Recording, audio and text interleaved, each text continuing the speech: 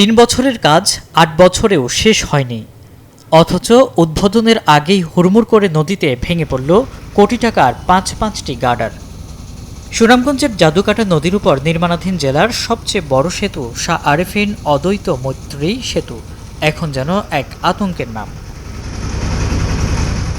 হঠাৎ বিকট এক শব্দে কেঁপে ওঠে তাহিরপুরের বিন্নাকুলি ও গড়কাটি এলাকা।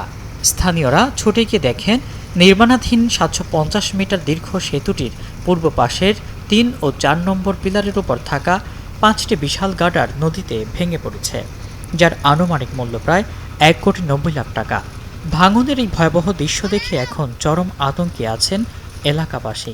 শতাশতি টেজার না ব্রিজ লাগাইয়া ব্রিজ ভাঙিয়া বলাইছে, কিন্তু তুফানে আমার ঘর ভাঙে নাই। আমি চাইয়া দেখি ব্রিজের কানির মাঝে কত ডেজার আইয়া লাগছে, ব্রিজের ডেজারের টেলা ব্রিজের উপরের চাপ পড়ে গেছে। বসুন্ধরা টিস্যু অশুদ্ধতার বিরুদ্ধে এক বিন্দুও ছাড় নয়। বিলীন হয়ে যায়, এতে এলাকার মারাত্মক ক্ষতি হয়েছে এবং সরকারের কাছে দাবি জানাচ্ছি নতুন করে যাতে এই গাডারগুলি সংযোগ করে দ্রুত সম্ভব এই ব্রিজটার কাজ চালু করতে পারে। স্থানীয়দের অভিযোগ, রাজনৈতিক আশ্রয় থেকে ঠিকাদারি প্রতিষ্ঠান তমা কনস্ট্রাকশন শুরু থেকে অত্যন্ত নিম্নমানের কাজ করছে।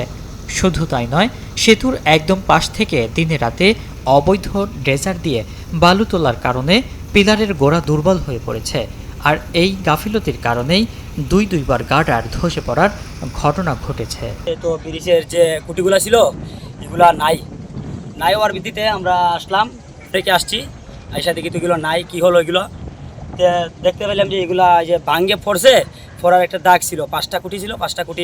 2018 সালে 86 কোটি টাকা ব্যয়ে শুরু হওয়া এই মেগা প্রকল্পের কাজ শেষ হওয়ার কথা ছিল 2021 সালে, কিন্তু নানান অজুহাতে সময় বাড়িয়ে 2026 সালেও শেষ হয়নি পুরো কাজ। এখনও বাকি প্রায় 30 থেকে 35 ভাগ, অথচ ঠিকাদারি প্রতিষ্ঠান ইতিমধ্যেই তুলে নিয়েছে 68 কোটি টাকা। দায়িত্বশীলদের এই চরম দায়িত্বহীনতায় ভোগান্তির শেষ নেই তাহিরপুর, ধর্মপাশা, মধ্যনগর ও বিশ্বম্ভরপুরের লাখো মানুষের।